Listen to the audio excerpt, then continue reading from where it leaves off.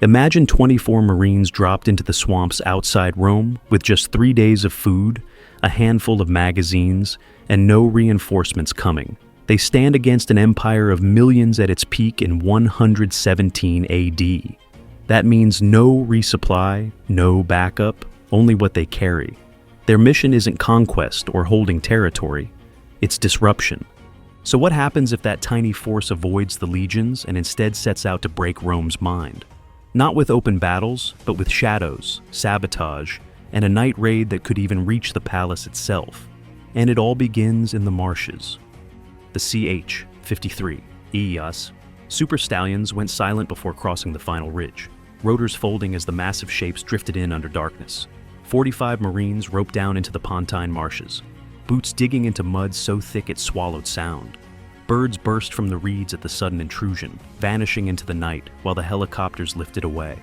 Within minutes, the thumping engines were gone, replaced by a heavy silence broken only by insects and dripping water. They were now less than a day's march from Rome, in a stretch of swamp that had hidden armies and killed them with disease for centuries. The insertion zone was chosen for a reason. The marshes sat close to the capital, yet remained nearly empty, avoided by locals who knew the air carried sickness. For the Marines, that hostility to life became cover. Patrols rarely ventured into ground that ate men alive one fever at a time. Out here they could vanish, at least for a while, but secrecy didn't erase the other clock already ticking. The swamp meant biting insects, wet boots, fatigue, and the knowledge that even elite Marines would break down fast in hostile terrain. On top of that, supplies were fixed. 3 days of MRES for each man, 9 rifle magazines, 3 pistol magazines, and a ration supply of batteries to keep goggles, radios, and drones alive. Enough to strike hard, not nearly enough to hold their ground. That limitation shaped every move. After setting perimeter security and whispering through radios under poncho hoods, the platoon ran the math. They had 3 broad options. The first was to march north in force and try to carve through whatever resistance came. Brutal in its clarity, firepower first, no deception. The problem was obvious. For every shot fired, one precious round was gone forever. No siege weapons, no way to breach stone defenses, no resupply once magazines went dry. A direct war with Rome would burn out in hours. The second option sounded tempting as a multiplier. Hand weapons to the peasants, frame themselves as liberators, and build revolt. But history gave the answer. Even massive uprisings, Spartacus and the gladiators, tens of thousands strong, ended crushed under the empire's control. This team had no time, no grain supply, and no way to flood provinces with ammunition. Rifles in farmers' hands would spark fires, but without follow-through, those fires would collapse long before the empire moved its legions. The third path cut against instinct, but leaned into reality. A shock campaign. Not conquest, but disorientation. Precision strikes designed to convince Romans that something invisible stalked their empire. Rome depended on order, roads safe, aqueducts flowing, couriers carrying directives. Crack just a few of these, and the empire would feel haunted.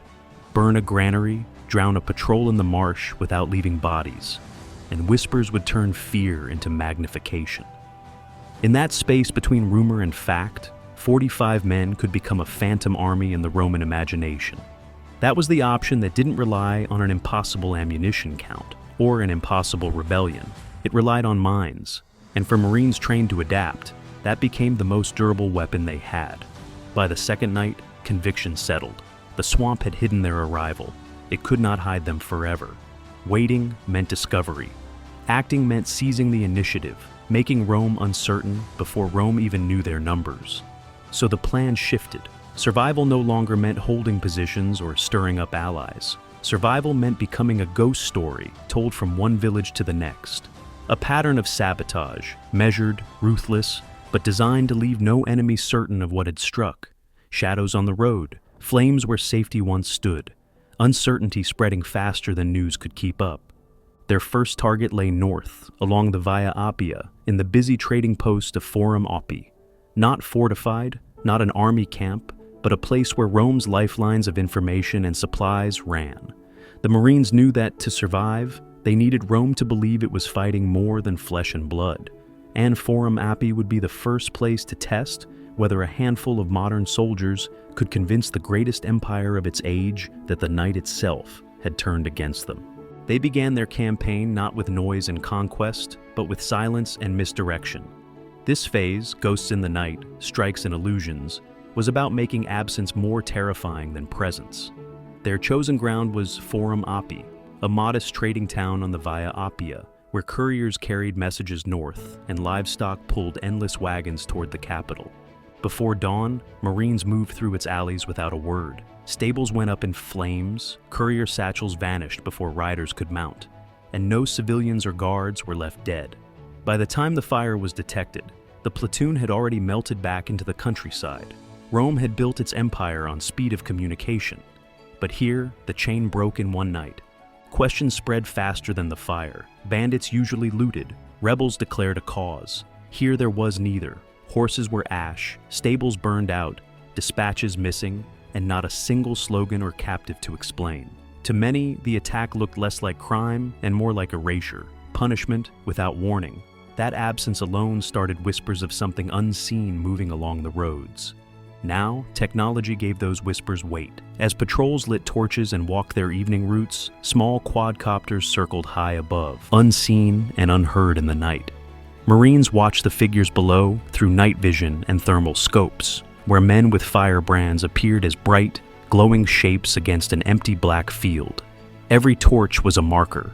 Here they are, here they move. Drones and thermal optics turned each Roman patrol into a map the Marines could read. They didn't just see the soldiers, they tracked their precise patterns and planned strikes without ever being exposed. The Romans thought they hunted shadows. In reality, they advertised themselves like glowing targets in the dark. The Marines pushed this advantage further, with psychological tricks. Several nights they lit fires on ridges at odd hours. 2 here, 3 there, clusters that seemed like signals between unknown forces. Any modern commander would read them as misdirection. But Roman civilians and legionaries steeped in omens saw them as signs. News spread from market stalls to campfires that strange lights burned in the hills as though pointing toward danger. Rumors grew thicker as they mixed with tales of vanishing letters and ruined animals. Even loyal subjects wavered when the empire's couriers failed and unexplained flames scarred their night sky. Then came the aqueduct strike. At a narrow column along a channel outside the city, Marines placed a small-shaped charge. One muffled blast, barely noticed in the dark, took down a single support. By morning, fountains ran dry in entire neighborhoods. Wells stayed, but the dependable flow that made Rome's life possible simply ended overnight. One small, controlled blast at a support column stopped the flow into part of the city. No siege, no ladder, no invading army. Just dry stone and panic. Priests couldn't explain it. Engineers had no model for an instant collapse engineered in silence. People filled the gap with fear. This was the effect the Marines had aimed for. Each attack a step larger than the last. First, a frozen courier route. Next, unnatural lights in the hills. Then, water itself stolen away. All without leaving behind a single soldier or rebel group the Empire could point to. For Rome's citizens, it became harder each day to tell if their own gods had abandoned them, or if an enemy with impossible reach watched from the shadows. The strategy worked because it was not about conquest. It was about making every Roman ask a question with no answer. Whose hand cut supply lines? Whose will burn the hills? When men act but cannot be seen, they stop being soldiers and become stories. And stories move faster than horses on a stone road, but striking the edges only carry them so far. Once you make the Empire fear what hides in darkness, the next move is obvious.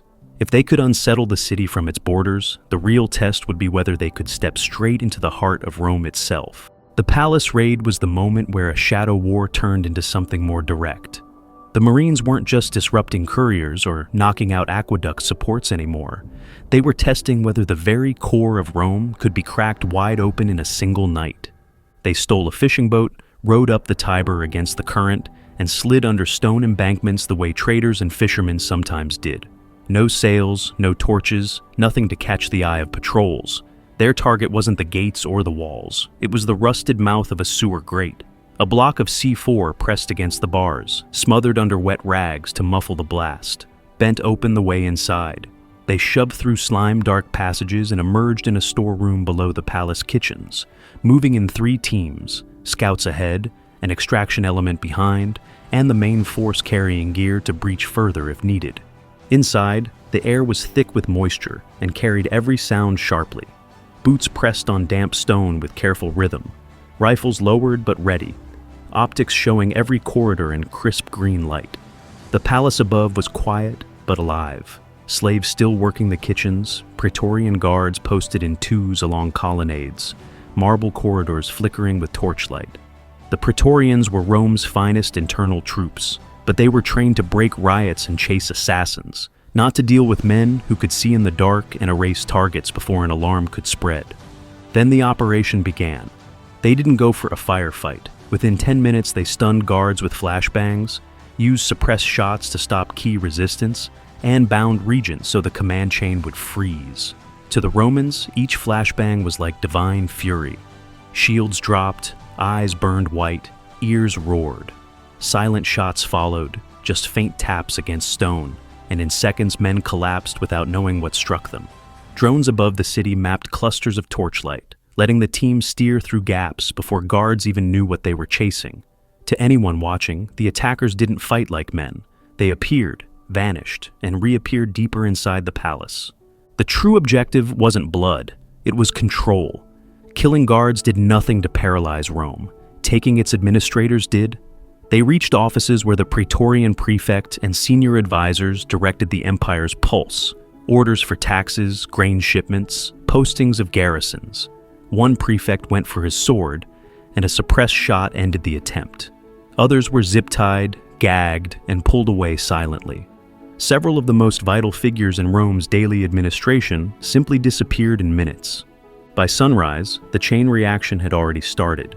Grain shipments north of the city sat frozen because no signatures came through. Regions short of water found no relief orders waiting. Senators gathered in chambers but argued without instructions, some fleeing Rome outright. The empire's military numbers hadn't changed, but its command wires had been cut. Orders no longer reached soldiers, governors lost direction, and the center of imperial power looked hollow. And all of it happened under the Praetorian Guard's watch. Their elite reputation shattered in hours. They were trained to control mobs, not fight ghosts with flash and thunder inside marble corridors. Every torch they carried marked them out perfectly in thermal vision. Every shield they raised clanged uselessly against walls as attackers glimpsed their movements and struck without warning. In those hours, the Guard failed not because they lacked courage, but because their world had no tools to answer the tools used against them. The Marines withdrew the same way they had entered, back through kitchen tunnels, down through slime-coated bricks, out the sewer gate before anyone realized what was missing. And they did it with ammunition and batteries already on a razor's edge. Every minute inside risked burning through resources they needed just to survive outside. But the goal had been met. Rome's administrative head had been cut away, its perception of safety gutted, its future sent into panic. For days and weeks afterward, rumor became stronger than fact. Leaders had disappeared from guarded marble rooms. The Guard had been humiliated inside its own palace. Senators froze, couriers halted, supplies dried. The empire's body stood tall, but its head was gone. What followed wasn't the rise of a new Rome under Marine command. It was something else entirely. The Marines don't build an empire. They don't hold cities or run provinces. What they leave behind is a story. Ghost soldiers who burned stables, cut water, and walked through Rome's palace like it was nothing. For the empire, that memory outlives the strikes themselves. So what happens if we scale this? If 24 Marines could haunt Rome, picture Navy SEALs facing 10,000 samurai, or paratroopers landing in the Middle Ages. Numbers look powerful, but history shows otherwise. Precision, timing, and fear often break armies faster than swords, shields, or legions ever could. What epic what-if world would you explore next? Share your ideas below. If you loved this video, smash that like button, subscribe for more mind-blowing alternate histories, and hit the bell. Our next adventure drops soon with another game-changing twist. Catch you in another world of the wildest what-ifs.